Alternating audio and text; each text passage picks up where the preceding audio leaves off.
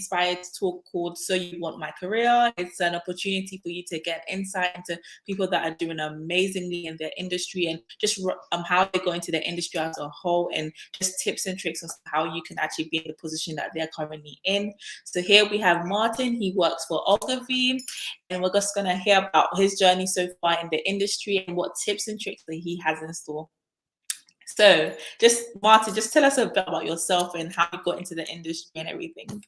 Yeah, of course. So, um, I graduated from Seton Hall University. So I graduated with a bachelor's degree, dual bachelor's degree in public relations and journalism. No.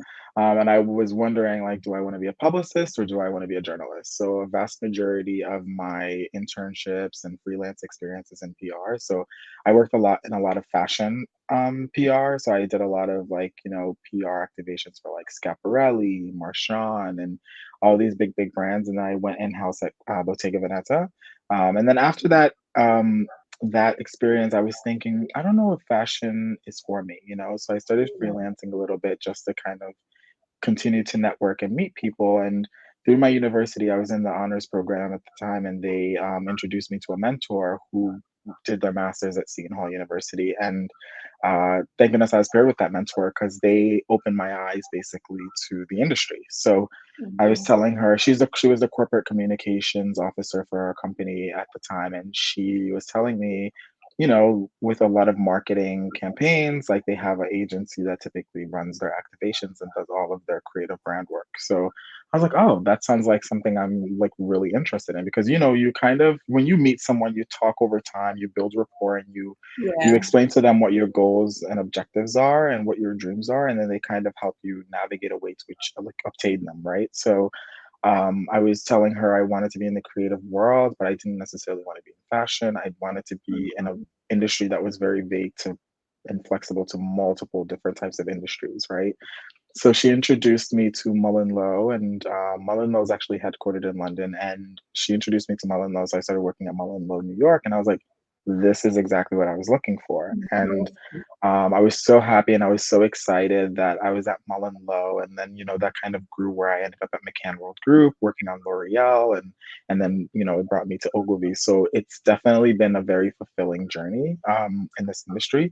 And what I love about this industry and love especially about Ogilvy is you don't necessarily have to be in your particular role forever. If I wanted to be a strategist, I could go into strategy. If I ever wanted to become a copywriter, Ogilvy provides, courses where you can go to school to become a copywriter and use that certification to then work in copywriting. If you want to be an art director, they have opportunities for you to learn to become an art director. So being at a company and an agency is provides that kind of growth is so important because our industry and our jobs and our roles can be diversified so like largely Yeah, on a definitely. very large scale. So it's really it's all about who but who that can really open your eyes and help you get a better understanding of what is out there for you to do. So And I guess that's kind of the issue that faces a lot of people right now because, as you said, it's who you know. And a lot of people from our background don't actually know people in the industry. A lot of them are first generation people trying to actually get into the industry. So, what kind of tips do you have for people that don't know anyone, and how can they actually get to know people and get their foot in the door? yeah, I think the best thing is to just reach out. And, honestly, like, throughout the years, I'm not going to say that everyone that I've reached out to has been particularly of use for me. Welcome. And, when reaching out, it's not necessarily about you wanting something, it's about you learning, you know what I mean? And you feeling so amazed by someone and so inspired by someone that you value their time, that you want to get to know them and understand how they got to where they are, right? So Yeah, it I think like for me, I always say I'm an introverted extrovert where that's I'm like me as introverted. well. Yeah, Right, exactly. So yeah. I'm an introvert. I'm an introvert, but like when it gets to like meeting people and having to speak to people, I do that very well. You know what I mean? And And networking for a especially purpose.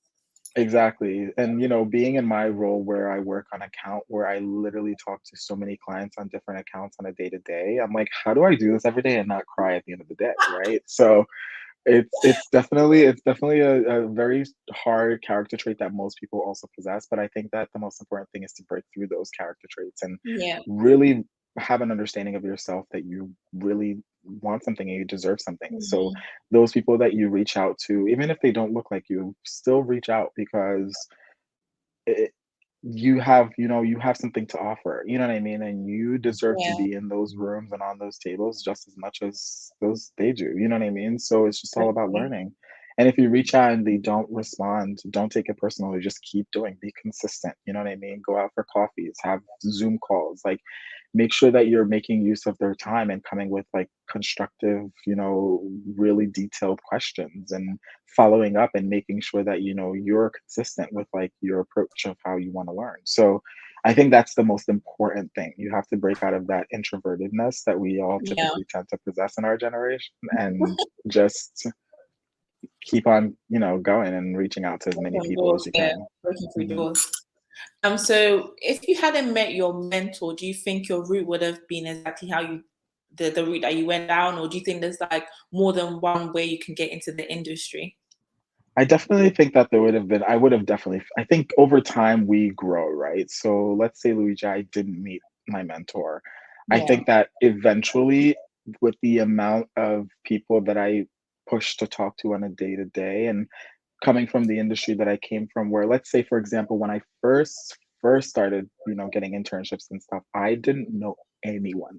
Imagine that. Like you are starting from scratch where you literally don't know anyone. So Yeah. the best processes at the time was like Google New York Fashion Week volunteers and pray for the best. And then I would have like this resume that had like like worst grammar, so many punctuation errors and all that stuff. But someone still saw it and said, "Oh my God, we're desperate. We need help. Come work New York Fashion Week." You know what I mean? And I Yeah. think that opportunity where I was like, "This is it. Like, this is me about to go in. Like, let me put my all in it." And after that, you meet some one person, that person knows this person, and then it's just like an ongoing thing, and that's how it's really honestly been for me. Where one opportunity leads to another. You know someone here, you know someone there. You know what I mean? Like it just keeps going. So I felt like eventually, even if I didn't meet my mentor, I would have probably kept that same momentum going that I had in college and just kept pushing and pushing and meeting different people that'll open my eyes and expose me to different things. So definitely just putting yourself out there and being open to meeting new people is just the way forward. So even if you are not, Exactly. you don't know anyone in the industry, you just have to go out there and network. And that's kind of similar to me. When I graduated, so I did international business and entrepreneurship, and Hmm. I did an internship with Soap and Glory and as a digital marketing intern. And that's how Hmm. I found out that, oh, I could get paid to do like, social media, things that I've grown up just doing. Oh, okay, this is awesome.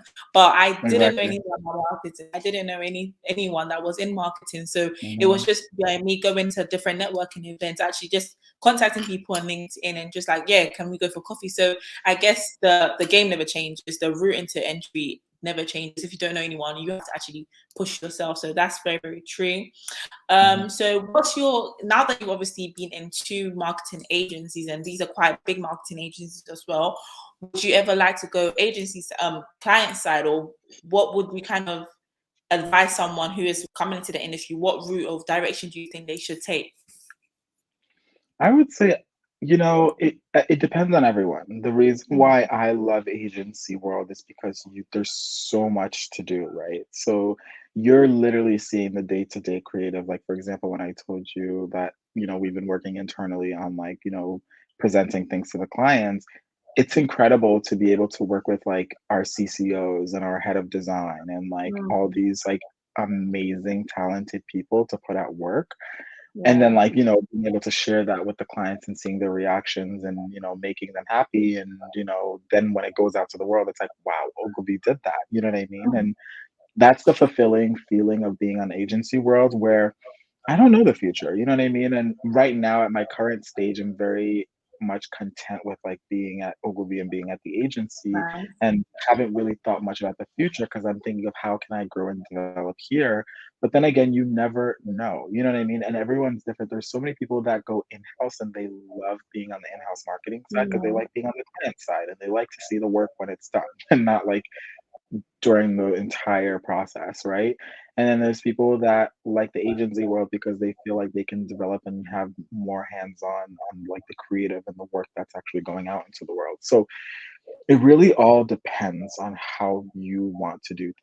And every company is different. Some companies Yeah. handle their own work internally. So not every company hires an agency of record to do their creative and do their work. So every company is really different. It's just about you doing the research to figure out what these companies that you're interested in and what these agencies that you're interested in do. And then, taking that, laying it out and mapping out. I think that I'm leaning more towards agency, or I think I'm leaning more towards in-house. Okay, awesome. So, what has been the your favorite piece of work that you've worked on, or your favorite client that you've worked on so far? Yeah, oh my God, that made my eyes light up because my previous role, I was working on Maybelline Oh, Global. nice. So, and that was like probably one of my favorite accounts I've worked on because it's a beauty brand and you work with so many celebrities and models and stuff like that. And since obviously the beauty industry, thanks to Rihanna, is finally, Yeah. realizing, oh my God, we should be more diverse. There's more consumers that are not white Yeah. that buy our products. So it was nice. And I remember my first campaign that I pretty much led, like which was like really incredible for someone in my role that I never thought I would have the opportunity to do was I did a launch with Storm Reed, who's an actress. Oh, So Storm is an actress. She's the little sister in Euphoria, Zendaya's little sister in Euphoria, and yeah. she's incredibly talented. And I was so honored to be like there with her and her mom and her team and Oh. working with the stylist Jason Bolden. Like I was like, this can't be my life right now. This is so incredible. And at that moment, I was like, oh my God, I love what I do. This is so insane. I was literally like briefing the creative, and I was working with our Black chief creative officer and our Black art Yeah. director. And I was on set with a Black actress who was going to be the first, you know what I mean? It was just like, Yeah. it was So cool. Yeah. unbelievable. And then when we launched and I was reading like Essence magazine, and I was like, oh my God, I can't believe like this is the campaign I that I worked on launched. that. Oh Like, my god, that's awesome. insane. So I think that was probably one of the most fulfilling experiences I've had, and I've had so many of them, but like I think that was the highlight of my career because it was finally a moment in my career where I wasn't the only Black person on set. You know what I mean? Oh So yeah. it was really, really, really, really fulfilling. So I was very happy about that. And you said some key things about actually like Black people coming together and actually working on something that's quite amazing. Mhm. So what do you think the industry can do to like push more Black people into the forefront of things? Or do you think that they've kind of done enough? Or what do you think is next for them to be able to do? Yeah, they haven't done anything, in my opinion. A lot of people are like, "Oh, agencies are working on their DEI," but when you see their numbers, they're very poor. I think that Yeah. agencies need to stop being lazy and just targeting HBCUs and assuming that Yeah. all Black people go to HBCUs, and look at all universities and target universities and teach people. Because like the biggest thing, Lucia, about Black people in our industry is that they're often not educated about our industry. They don't know that this Yeah. exists, Yeah. right? So a lot of marginalized communities, especially first generation graduates, they're usually like told to be doctors and lawyers and accountants and stuff Mhm. like that, where that's what they've been programmed to think about, where they Yeah. never really thought, let me go to school for marketing, let me go to school and get my MBA, let me learn about the advertising communications world, right? So Mhm. I think that agencies need to like invest their dollars in educating and really looking at the next generation of people that are coming in and provide the resources for them to actually get into the industry. Not necessarily a recruiter reaching out to a Black person and saying, "Do you have friends that you want to hire for this role? Because I will send you a white person." Because I have plenty of friends. I don't just have Black friends. I don't just have Asian friends. If I have a friend that I feel is talented enough to go into a role, I will give them to you, whether they're Black or white or whatever. Exactly. Yeah. So I think that they need to stop being lazy, and I think they need to provide the proper resources to these universities to Yeah. teach these next generation. Then you're really right, because the thing is that they might just like hire someone because, oh, you fit the profile of what we're looking for. But a key thing that's a challenge in the UK, I don't know if it's the same for America, but it's retention of talent. So they might just do like a big recruitment drive and get Black people in, but then they come in and it's like a whole culture shock because they don't know about the role, they don't fit into the Yep. culture. So what is kind of your advice to someone who's already in the industry? Because there's lots of people trying to get in, but then there's juniors, people that are junior level who can't push their next level, and they're just ready to quit and go and work in their local JD because they actually So can't sad. push through. Yeah. So Yeah. what And tips would you have for someone? it makes me really upset. You're so right because, I'm always the only black person on the account team. Like since I've started, Mm, I've always been the only black person on the account team. And in my head, I'm like, you know what I mean? Like I have like for example, I would have lunch and I'm Ghanaian and I would have lunch and I would like not how eat at my funny desk thing. because oh, I didn't know that. I would have lunch. I'm like, I'm not eating my jollof rice at my desk. I'm eating at the kitchen. You know what I mean? Because they're Yeah, gonna be like, oh, those spices, the smell, and I just like don't want to deal with that. They like to yeah, eat their salad, their sweet green salads at their desk. I don't eat that. So like that's where I'm like, okay, you're like completely different from me, and they yeah, really like. But the thing is, like, they're different in that sense where I'm like, okay, like, but the reason why they feel different to me is because they make me feel different, right? yeah, So yeah. a lot of people, a lot of black people of color quit the industry because Mhm. they don't have people that look like them, and people that don't look like them make them feel so excluded. You know what I mean? Yeah, yeah, Um, and I think the most important thing is to just like push through because that's the mhm. problem. When we all quit, nobody's gonna get to the top. We all have to just keep going. Like regardless. Like me, I've had a lot of people like where they have, the passive microaggressive behaviors where I'm like, oh no, you got the right one. You know what I mean? Where I'm like, okay, like we're like what we're not gonna do is, We're not and it gonna be took me a lot. I'm not gonna say that I was always like that. It took me so long to learn how to properly and articulate a drag via email and professionally because a lot of people think that they can talk to you however, right? yeah, So yeah, because especially when you're a junior person of color, you know what I mean? People just don't respect you. And yeah, that's the problem. Like, it's so funny because a lot of companies are going through this thing where they're like, we need more people of color in our agencies. And they would hire a whole bunch of like, black people and stuff like that. And yeah, then when they have to do layoffs, you'll notice that it's right back to where they started yeah, because there's no black exactly. people that stay to make it to the top. You know what I mean? So Yeah, it's just a matter of really like reminding yourself that you deserve to be there and you're putting out the best work and you're doing the best that you can and be willing to learn and you know what I mean and not sell yourself short because that's what's going to make you so self-conscious where you feel like you don't belong and you're going to leave yeah, and then there's never going to be any diversity because these people will keep bullying you and pushing you out. So it's very very important to keep pushing. yeah. It's definitely you're definitely right, and it's learning about your rights as well. It's knowing how to send that email. If someone is being passive aggressive in emails, how do you articulate yourself? There's these just these little simple things that we can actually do to just like flip the switch, just to flip things Yeah, about. Because so many times you feel like you're the other. There's ways you can communicate in order to yeah, like keep pushing boundaries. So I think yeah, those are certain things that people can definitely learn from. So right. if you had to give yourself, knowing what you know now about the industry, your journey so far, what would you tell your younger self and your future self? This question I'm always like, oh my god, I don't even know. I would tell my younger self to be patient. I think that I was Mm, in such a rush. Like I was like, I cannot wait to be working in corporate America and doing all this stuff. And I'm so excited now. I'm like, oh my God, I should have slowed down. I should have traveled more, even though I travel a lot. I should have done this. I should have, you know what I mean? Like, there's so many yeah, things that I feel like I didn't do because I was like, no, no, if I do that, I will like, reduce my chances of being successful.